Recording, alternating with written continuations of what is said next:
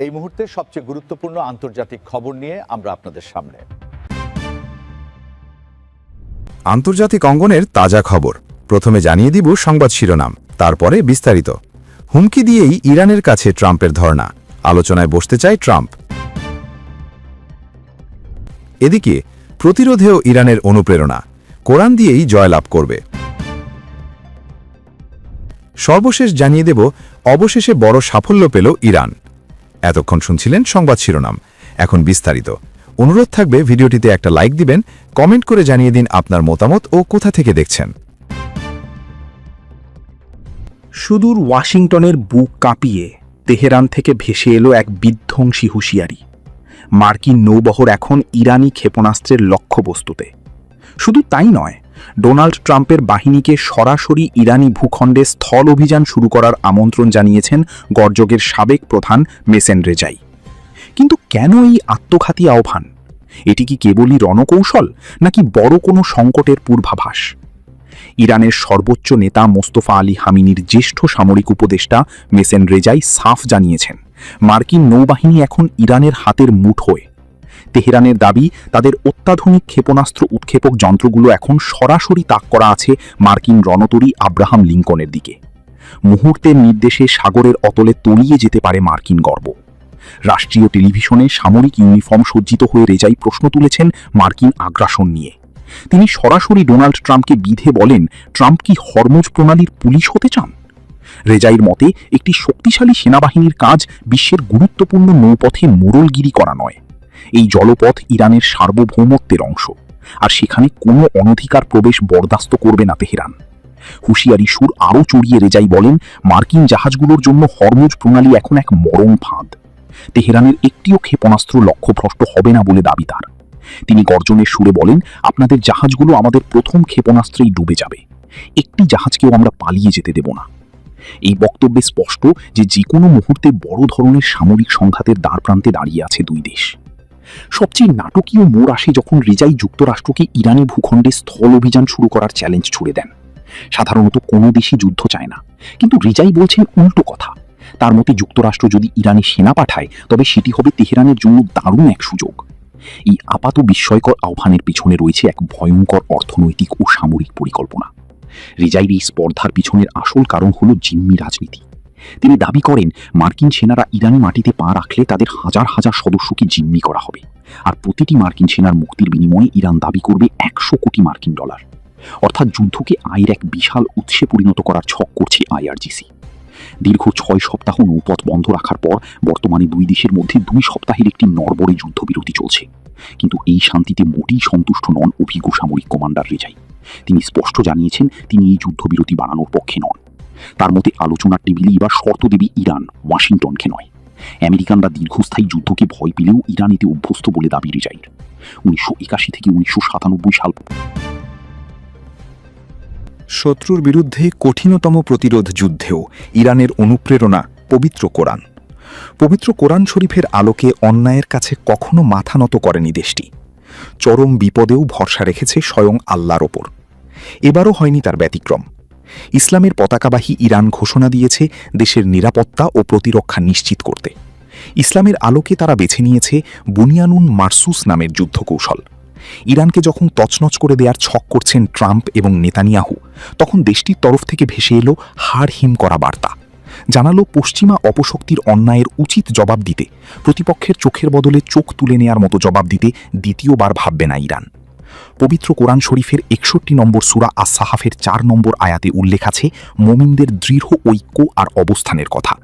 সেই আয়াতেই উল্লেখ আছে আরবি শব্দ বুনিয়ানুন মারসুসের, যার বাংলা অর্থ সীসা ঢালা প্রাচীর বা দৃঢ় কাঠামো। চলমান যুদ্ধে শত্রুকে মোক্ষম জবাব দিতে ইরানের সামরিক বাহিনী এবং এর গুরুত্বপূর্ণ শাখা ইসলামিক রেভলিউশনারি গার্ডস কর্পস আইআরজিসির স্থলবাহিনী তাদের সামরিক কৌশল হিসেবে ভরসা রাখছে বুনিয়ানুন মারসুসের ওপর। এর মাধ্যমে যুদ্ধ চলাকালে উচ্চ পর্যায়ের নির্দেশনা ছাড়াই স্বাধীনভাবে অপারেশন চালাতে পারবে বাহিনীগুলোর প্রতিটি ইউনিট। একসময় রক্ষণাত্মক ভঙ্গিতে শত্রুকে মোকাবেলা করলেও এখন পরিস্থিতি বিবেচনায় আক্রমণাত্মক রণকৌশলকে বেছে নিয়েছে ইরান। প্রতিপক্ষের বিরুদ্ধে অগ্রসর হচ্ছে আঘাতের জবাবে পাল্টা আঘাত এবং ক্ষতের বদলে পাল্টা ক্ষত দেওয়ার পরিকল্পনা নিয়ে। সামরিক কৌশলের মূল ভিত্তি হিসেবে গ্রহণ করেছে অফেন্সিভ ডিফেন্স বা আক্রমণাত্মক প্রতিরক্ষা ব্যবস্থা, যার মানে দাঁড়ায় ইরানের সার্বভৌমত্বের দিকে যদি কেউ হাত বাড়ায় তবে শুধু নিজের সীমানার ভেতর থেকে নয় বরং প্রতিপক্ষের আস্তানায় ঢুকিয়ে আঘাত হানবে ইরান। 5 সপ্তাহব্যাপী চলমান যুদ্ধে ইরান এখন আর শুধু প্রায় 1600 কিলোমিটার দূরত্বে থাকা ইসরায়েল নয়, গুড়িয়ে দিতে চায় মধ্যপ্রাচ্যে থাকা মার্কিন সামরিক ঘাঁটিগুলোকেও। গেল বছর ইসরায়েলের সঙ্গে 12 দিনের যুদ্ধে নিজেদের মিসাইল শক্তির উপর পূর্ণ ভরসা রেখেছিল। ইস্পাহান, ইরানের পারমাণবিক হৃদয়, পাহাড়ি এলাকার মাটি কাঁপে। কিছুদিন আগে যুক্তরাষ্ট্রের একটি গোপন মিশন পাইলট উদ্ধারের নামে, কিন্তু ইরান এখন বলছে সেটি ছিল আরও বড় কিছু, যেখানে হারিয়েছে যুক্তরাষ্ট্র এক জাদু কবচ। যে জাদু কবচ তৈরি করতে লেগেছিল কয়েক দশক। নাম ডিরেকশনাল ইনফ্রারেড কাউন্টার মেজার, সাংকেতিক নাম ANAQ-24V24, নির্মাতা নর্থ্রপ গ্রোম্যান। যুক্তরাষ্ট্রের বিমান বাহিনীর সবচেয়ে গোপন ও সংবেদনশীল প্রযুক্তিগুলোর একটি এটি। এই প্রযুক্তি বিমানকে হিট সিকিং বা ইনফ্রারেড গাইডেড মিসাইল থেকে রক্ষা করে। কাঁধে বহনযোগ্য ক্ষেপণাস্ত্রের হিট সিকার সেন্সরকে অন্ধ করে দেয়। বিমানের আশেপাশে থাকা 5-6টি অত্যাধুনিক 2 কালার ইনফ্রারেড সেন্সর যে কোনো মিসাইল শনাক্ত করে। মিলিসেকেন্ডের মধ্যে আগত মিসাইলের দিকে ইনফ্রারেড রশ্মি নিক্ষেপ করে। মিসাইল তার দিক নির্দেশনা হারিয়ে ফেলে, অন্ধ হয়ে যায়। এই প্রযুক্তি ইতিমধ্যে যুক্তরাষ্ট্রের 500-র বেশি বিমানে স্থাপন করা হয়েছে। কার্গো লিফটার, বোমারো বিমান, আপাচি ও ব্ল্যাক হক হেলিকপ্টার সবকিছুকে সুরক্ষা দেয় এই অদৃশ্য ঢাল। যুক্তরাষ্ট্র ভেবেছিল এই প্রযুক্তি কখনো শত্রুর হাতে যাবে না, কিন্তু ভুল। ইস্পাহানের আকাশে সেই মিশনে যুক্তরাষ্ট্রের একটি CX-30 বিমান থেকে এই যন্ত্রপাতি প্রায় অক্ষত অবস্থায় ইরানের হাতে পৌঁছে গেছে। যুক্তরাষ্ট্র নিজের বিমান ধ্বংস করেছিল, কিন্তু সবকিছু নয়। এই একটি যন্ত্রপাতি এখন ইরানের গবেষণা কেন্দ্রে। তেহরান রিভার্স ইঞ্জিনিয়ারিং করছে, চীন ও রাশিয়াকেও হয়তো পৌঁছে দেবে। আর এই একটি ঘটনা যুক্তরাষ্ট্রের সামরিক শ্রেষ্ঠত্বের ভিত নড়িয়ে দিয়েছে, কারণ এখন যুক্তরাষ্ট্রের সব কার্গো বিমান, হেলিকপ্টার, এমনকি যুদ্ধ বিমানও অনিরাপদ হয়ে যেতে পারে। চীন, রাশিয়া ও ইরান এই প্রযুক্তি বুঝতে পারলে তারা নতুন ক্ষেপণাস্ত্র তৈরি করবে। যুক্তরাষ্ট্রের কয়েক দশকের গবেষণা, বিলিয়ন বিলিয়ন ডলারের বিনিয়োগ এক রাতে অর্থহীন হয়ে যেতে পারে। একজন পেন্টাগন কর্মকর্তা নাম প্রকাশ না করে বললেন, এটি আমাদের সবচেয়ে বড় গোয়েন্দা ব্যর্থতা। এই প্রযুক্তি হাতছাড়া হওয়া মানে যুদ্ধক্ষেত্রে আমাদের বিমান চলাচলের স্বাধীনতা শেষ। ইরানের রাষ্ট্রীয় টেলিভিশন ইতিমধ্যে এই প্রযুক্তির ছবি প্রকাশ করেছে। একটি অক্ষত যন্ত্র পাইলটের আসনের পাশে রাখা। ক্যামেরায় ধরা পড়েছে এর সেন্সর, কন্ট্রোল ইউনিট ও তারের জটিল বুনন। ইরানি সূত্র বলছে তারা ইতিমধ্যে প্রযুক্তিটি বিশ্লেষণ করা শুরু করেছে। ইরানের জন্য একটি সুযোগ, রাশিয়ার জন্য এটি স্বপ্ন, ইরানের জন্য এটি উপহার, যুক্তরাষ্ট্রের জন্য এটি দুঃস্বপ্ন। মস্কোর সামরিক বিশ্লেষকরা বলছেন রাশিয়া এই প্রযুক্তি পেতে ইরানকে বিলিয়ন ডলার দিতে রাজি। চীন তো ইতিমধ্যে যোগাযোগ শুরু করে দিয়েছে। যুক্তরাষ্ট্রের কংগ্রেসে জরুরি শুনানি ডাকা হয়েছে। আইন প্রণেতারা প্রশ্ন তুলেছেন কিভাবে এত সংবেদনশীল প্রযুক্তি শত্রুর হাতে গেল। পেন্টাগন বলছে আমরা তদন্ত করছি, কিন্তু তদন্তের সময় ইরান হয়তো প্রযুক্তি উল্টে ফেলবে। একজন ইরানি বিপ্লবী গার্ড কমান্ডার বলেছেন, তোমরা ভেবেছিলে তোমাদের প্রযুক্তি সবচেয়ে উন্নত, কিন্তু দেখো তোমাদের সেই প্রযুক্তি আজ আমাদের ল্যাবে। এখন আমরা শিখব তোমাদের মিসাইলকে কিভাবে অন্ধ করতে হয়, আর সেটা ব্যবহার করব তোমাদের বিরুদ্ধেই। এই ঘটনার মধ্য দিয়ে যুক্তরাষ্ট্র আরেকটি সত্য বুঝতে পারল, প্রযুক্তি যত উন্নত হোক তা উড়োজাহাজে থাকলে, যুদ্ধক্ষেত্রে থাকলে শত্রুর হাতে পড়ার আশঙ্কা থাকে, আর ইরান সেটার প্রমাণ দিল। প্রযুক্তি হারানোর ধাক্কা সামলাতে না সামলাতেই যুক্তরাষ্ট্র আরেক বড় ধাক্কা খেল। সংযুক্ত আরব আমিরাতের ক্রাউন প্রিন্স খালেদ বিন মোহাম্মদ বিন জায়েদ আল নাহিয়ান সম্প্রতি চীন সফর করেছেন। সফরটি শুধু সাধারণ দ্বিপাক্ষিক সম্পর্ক জোরদারের নয়, বরং বৈশ্বিক শক্তির ভারসাম্য পরিবর্তনের ইঙ্গিত। বিশ্লেষকদের মতে আবুধাবি এখন যুক্তরাষ্ট্রের সঙ্গে ঐতিহ্যগত ঘনিষ্ঠতা বজায় রেখেই চীনের দিকে ঝুঁকছে, কারণ ইরানের ড্রোন ও মিসাইল হামলায় যুক্তরাষ্ট্রের অত্যাধুনিক রাডার সিস্টেম ব্যর্থ হয়েছে। চীনা প্রযুক্তি কিন্তু ইরানের ক্ষেপণাস্ত্র শনাক্ত করতে সক্ষম হয়েছে বলে দাবি ইরানের। সংযুক্ত আরব আমিরাতের এই সফর নিয়ে হোয়াইট হাউসের জরুরি বৈঠক হয়েছে। ট্রাম্প প্রশাসন উদ্বিগ্ন, কারণ আমিরাত যুক্তরাষ্ট্রের ঘনিষ্ঠ মিত্র। তারা যদি চীনের দিকে যায় তাহলে উপসাগরীয় অঞ্চলে যুক্তরাষ্ট্রের প্রভাবয়ে বড় ফাটল ধরবে। একজন আমিরাতি কূটনৈতিক বলেছেন, আমরা যুক্তরাষ্ট্রকে পাশে রাখতে চাই, কিন্তু আমাদের নিরাপত্তার প্রয়োজন। ইরানের হামলায় যুক্তরাষ্ট্রের অস্ত্র ব্যর্থ হয়েছে। চীন যদি সেরকম অস্ত্র দেয় তাহলে আমরা সেটা নিতে বাধ্য।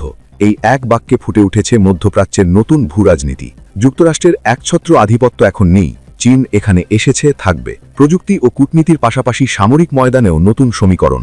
সৌদি আরব ইরানের সঙ্গে বড় যুদ্ধের আশঙ্কায় পাকিস্তানের সঙ্গে ন্যাটো স্টাইলে সামরিক চুক্তি সক্রিয় করেছে, আর তার ফলশ্রুতিতে পাকিস্তান তার JF-7 থান্ডার যুদ্ধ বিমান সৌদি আরবে মোতায়েন করেছে। কিং ফয়সাল বিমানবন্দরে এখন পাকিস্তানি বিমান বাহিনীর উপস্থিতি। আরও রয়েছে FX-16 যুদ্ধ বিমান। পাশাপাশি গোয়েন্দা সূত্র বলছে 10 থেকে 13,000 পাকিস্তানি সেনা ইতিমধ্যে সৌদি আরবের পূর্বাঞ্চলে মোতায়েন হয়েছে। এখন প্রশ্ন হল, পাকিস্তান তো ইরান ও যুক্তরাষ্ট্রের মধ্যে মধ্যস্থতাকারী ছিল, ইসলামাবাদে বৈঠক হয়েছে, পাকিস্তানের সেনাপ্রধান দুই পক্ষের মধ্যে দৌড়ঝাঁপ করছেন, তাহলে পাকিস্তান কেন সরাসরি ইরানের সম্ভাব্য প্রতিপক্ষ সৌদি আরবের সেনা মোতায়েন করল? এই দ্বৈত নীতি ইরানের জন্য বড় চ্যালেঞ্জ। ইরান এখন কি পাকিস্তানকে মধ্যস্থতাকারী মানবে? যদি মানে তাহলে বলছে আমরা মধ্যস্থতা করছি, আবার তারা সৌদি আরবের সেনা পাঠাচ্ছে ইরানের বিরুদ্ধে। এই দ্বিচারিতা আমরা মেনে নিতে পারি না। ইরান এখন নতুন মধ্যস্থতাকারী খুঁজছে, সেই তালিকায় নাম আছে চীনের, রাশিয়ার, এমনকি ওমানের। পাকিস্তান হয়তো প্রথম সারি থেকে সরে যাচ্ছে। সংক্ষেপে বললে, যুক্তরাষ্ট্র এখন 3 ফ্রন্টে হঠাৎ চাপে পড়েছে। প্রথম ফ্রন্ট প্রযুক্তি। ইরানের হাতে যাওয়া DIRCM প্রযুক্তি যুক্তরাষ্ট্রের আকাশ শ্রেষ্ঠত্বকে হুমকির মুখে ফেলেছে। ইরান যদি রিভার্স ইঞ্জিনিয়ারিং করে ফেলে, তাহলে যুক্তরাষ্ট্রের কয়েক দশকের গবেষণা, বিলিয়ন বিলিয়ন ডলার, শত শত বিমানের নিরাপত্তা সব ধুলোরে মিশে যাবে। দ্বিতীয় ফ্রন্ট কূটনীতি। সংযুক্ত আরব আমিরাতের চীন সফর প্রমাণ করছে উপসাগরীয় দেশগুলো এখন যুক্তরাষ্ট্রের পরিবর্তে চীনের দিকে তাকাচ্ছে। যুক্তরাষ্ট্রের প্রভাবয় সংকুচিত হচ্ছে। তৃতীয় ফ্রন্ট সামরিক। পাকিস্তান সৌদি আরবে সেনা মোতায়েন করায় ইরান ও পাকিস্তানের সম্পর্ক জটিল হয়ে গেছে। মধ্যস্থতাকারী হারানোর আশঙ্কায় যুক্তরাষ্ট্র। ট্রাম্প প্রশাসনের এই 3 ফ্রন্টে এখন হাত পা একসঙ্গে। তিনি চান আলোচনা, কিন্তু ইরান তাড়াহুড়ো করছে না। ইরানের বক্তব্য গ্যারান্টার চাই, আর সেই গ্যারান্টার হতে পারে চীন। ট্রাম্প কি চীনকে গ্যারান্টার মেনে নেবেন? যদি মেনে নেন, তাহলে মধ্যপ্রাচ্যে চীনের প্রভাব বাড়বে। যদি না মানেন, তাহলে আলোচনা ভেস্তে যাবে, যুদ্ধ বাড়বে। কঠিন বিপর্যয়ের মুখে মার্কিন প্রেসিডেন্ট ডোনাল্ড ট্রাম্প। ইরানের হার না মানা অবস্থান ট্রাম্পের রাজনৈতিক ভবিষ্যৎকে চরম সংকটের মুখে ফেলে দিয়েছে। অন্যদিকে এখন মিত্রদেরও পাচ্ছে না যুক্তরাষ্ট্র। ফলে শুধু ইরান যুদ্ধই নয়, একাধিক দিক থেকে হেরে যাচ্ছেন ট্রাম্প। বিস্তারিত জানাচ্ছেন তৌফিকুল আশেক। ইরানে আক্রমণের পর ট্রাম্পের ধারণা ছিল এই হামলা হবে 2024 সালের ভেনেজুয়েলার অভিযানের মতো সংক্ষিপ্ত ও সফল। কিন্তু যুদ্ধের 1.5 মাস পার হলেও ইরানকে থামানো যায়নি। উল্টো বিশ্ব অর্থনীতির গুরুত্বপূর্ণ জলপথ হরমুজ প্রণালী দিয়েই আটকে দিয়েছে পুরো বিশ্বকে, যার চাপ সামলাতে হিমশিম খাচ্ছেন ট্রাম্প। ট্রাম্পের ভয় দেখানো রাজনীতি ওয়াশিংটনের ওপরই বুমেরাং হয়ে ফিরে আসছে, এমনটাই উঠে এসেছে মার্কিন সাংবাদিক জোনাথান লেমায়ারের সাম্প্রতিক বিশ্লেষণে। ট্রাম্প যখন ইরানকে পুরোপুরি ধ্বংস করার হুমকি দিচ্ছেন, তখন ইরান এর জবাব দিচ্ছে বিশ্ববাজারে তেলের দাম বাড়িয়ে। হরমুজ প্রণালী অবরোধ এখন বৈশ্বিক জ্বালানি সংকটকে এমন এক পর্যায়ে নিয়ে গেছে, যা খোদ যুক্তরাষ্ট্রের অভ্যন্তরীণ অর্থনীতিকে নাড়িয়ে দিচ্ছে। কোয়ালিটি সম্পন্ন আন্তর্জাতিক মানের steel bar CSRM, committed for best steel. তবে ট্রাম্পের সবচেয়ে বড় পরাজয় এখন কূটনৈতিক টেবিলে। তার আমেরিকা ফার্স্ট নীতি বিশ্বমঞ্চে একাকী করে ফেলেছে। যুদ্ধের আগেই ইউরোপীয় মিত্রদের সাথে কোনো আলোচনা না করায় এখন বিপদের সময় ফ্রান্স বা জার্মানি তার পাশে দাঁড়াচ্ছে না। বিশেষ করে ডেনমার্কের কাছ থেকে গ্রিনল্যান্ড দাবি করার মতো খামখেয়ালি আচরণের পর ইউরোপীয় ইউনিয়ন এখন ট্রাম্পকে রীতিমতো অবজ্ঞা করছে। বিস্ময়কর হলেও সত্য, গত এক সপ্তাহে ট্রাম্প বিশ্বের বৃহত্তম 2 ধর্মের অনুসারীদেরই চরমভাবে ক্ষুব্ধ করেছেন। স্টার সানডের সকালে মুসলিমদের নিয়ে আপত্তিকর মন্তব্যের রেশ কাটতে না কাটতেই নিজেকে যীশু খ্রিস্টের আদলে উপস্থাপন করে কৃত্রিম বুদ্ধিমত্তা বা AI দিয়ে ছবি তৈরি করে পোস্ট করেছেন। এই ঘটনায় পোপ লিও চতুর্দশ সহ ক্যাথলিক খ্রিস্টানরা চরমভাবে ক্ষুব্ধ হয়েছেন। পোপকে উগ্র বামপন্থীদের সমর্থক বলে গালি দেওয়াও ট্রাম্পের জন্য আত্মঘাতী হয়েছে। এতে নিজ দলের ক্যাথলিক ভোটারদের মধ্যেও বিরূপ প্রতিক্রিয়া সৃষ্টি হয়েছে। হোয়াইট হাউসের ভেতরকার পরিস্থিতিও এখন আর স্বাভাবিক নেই। ফার্স্ট লেডি মেলানিয়া ট্রাম্পের হঠাৎ পুরনো কেলেঙ্কারি নিয়ে মুখ খোলা ধামাছাপা পড়া বিতর্ককে আবার সামনে এনেছে। পোপ থেকে শুরু করে বিশ্ব নেতারা এখন আর ট্রাম্পকে ভয় পাচ্ছেন না। নভেম্বরের নির্বাচন সামনে রেখে তেলের দাম বৃদ্ধি আর যুদ্ধের বোঝা ঘাড়ে নিয়ে রিপাবলিকানরা এখন কংগ্রেসের উভয় পক্ষে পরাজয়ের শঙ্কায় রয়েছেন। ট্রাম্পের এই বহুমুখী পরাজয় তার রাজনৈতিক অধ্যায়ের পরিসমাপ্তি ঘটাতে পারে। সবকিছুর মাঝে ডোনাল্ড ট্রাম্প কিভাবে তার হারানো ইমেজ উদ্ধার করবেন, সেটাই এখন দেখার বিষয়। মধ্যপ্রাচ্যের সংঘাতের আজ এবার সরাসরি ইউরোপের আকাশে। চরম সংকটে গোটা ইউরোপের বিমান খাত। দ্রুতই ফুরিয়ে আসছে জেট ফিউল, মজুদ আছে মাত্র 6 সপ্তাহের। বিস্তারিত জানাচ্ছেন ত্রিবেণী তনু। মধ্যপ্রাচ্যের ক্রমবর্ধমান সংঘাতের জেরে গভীর সংকটে পড়েছে ইউরোপের বিমান চলাচল খাত। আন্তর্জাতিক জ্বালানি সংস্থার প্রধান ফাতিহ বিরল এক জরুরি সতর্কবার্তায় জানিয়েছে, মহাদেশটির হাতে বিমানের জ্বালানি বা জেট ফিউল অবশিষ্ট আছে মাত্র 6 সপ্তাহের। ইরান ইসরায়েল উত্তেজনার প্রেক্ষাপটে কৌশলগতভাবে গুরুত্বপূর্ণ হরমোজ প্রণালী বন্ধ হওয়ার উপক্রম হওয়ায় বিশ্ব অর্থনীতিতে বড় ধরনের ধসের আশঙ্কা করা হচ্ছে। বিরল বলেন, কৌশলগতভাবে গুরুত্বপূর্ণ হরমোজ প্রণালী কার্যত বন্ধ হওয়ায় বিশ্ব এখন সবচেয়ে বড় জ্বালানি সংকটের মুখোমুখি হচ্ছে, যার প্রভাব সারা বিশ্বে অনুভূত হবে। তিনি আরও বলেন, পরিস্থিতি এখন সত্যি সংকটাপন্ন। বিশ্ব অর্থনীতিতে এর গভীর প্রভাব পড়বে। এই অচল অবস্থা যত দীর্ঘ হবে, বৈশ্বিক অর্থনৈতিক প্রবৃদ্ধি ও মুদ্রাস্ফীতির জন্য তত বেশি ক্ষতিকর হবে। এই সংকটের সরাসরি প্রভাব হিসেবে পেট্রোল, গ্যাস এবং বিদ্যুতের দাম আরও বৃদ্ধি পাবে। আমি বুঝি নির্মাণের শিল্প, সালাম স্টিল বোঝে সালাম স্টিল। সালাম স্টিল পরিসংখ্যান বলছে, ইউরোপ তার জেট ফিউলের ৭৫% আমদানি করে মধ্যপ্রাচ্য থেকে। এখন সেই সরবরাহ প্রতিস্থাপনের চেষ্টা চলছে যুক্তরাষ্ট্র ও নাইজেরিয়া থেকে। তবে আইইএর প্রতিবেদন বলছে, বিকল্প এই উৎসগুলো চাহিদার মাত্র অর্ধেক পূরণ করতে পারবে।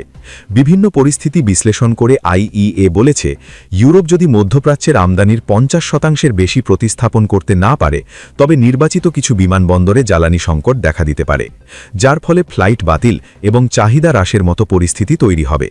যদি সরবরাহের ৩/৪ প্রতিস্থাপন করা সম্ভব হয়, তবুও একই পরিস্থিতি তৈরি হতে পারে, তবে তা আগস্টের আগে নয়। আকাশচুম্বী তেলের দামের প্রভাবে রীতিমতো কাঁপছে এয়ারলাইন্সগুলো। যুদ্ধের আগে যে জেট ফিউলের প্রতি টনের দাম ছিল $831, তা এখন রেকর্ড $1838 পৌঁছেছে। ডাচ এয়ারলাইন KLM ইতিমধ্যে জ্বালানি সাশ্রয় ১৬০টি ফ্লাইট বাতিলের ঘোষণা দিয়েছে। ইজিজেট জানিয়েছে, ১ মাসে তাদের বাড়তি খরচ বেড়েছে £২.৫ কোটি। চলতি সপ্তাহের শুরুতেই ইউরোপীয় কমিশন জানিয়েছিল, ইউরোপীয় ইউনিয়নের বর্তমান জ্বালানি সংকটের কোনো প্রমাণ না থাকলেও তারা স্বীকার করেছে ভবিষ্যতে সরবরাহ সমস্যা দেখা দিতে পারে। গত সপ্তাহে ইউরোপীয় বিমানবন্দরগুলোর বাণিজ্য সংগঠন এয়ারপোর্টস কাউন্সিল ইন্টারন্যাশনাল কমিশনকে চিঠি লিখে সতর্ক করেছে, আগামী ৩ সপ্তাহের মধ্যে যদি হরমোজ প্রণালী পুনরায় খুলে না দেওয়া হয়, তবে দেশটিতে জেট ফিউলের তীব্র সংকট দেখা দিতে পারে। ডাচ এয়ারলাইন KLM জানিয়েছে,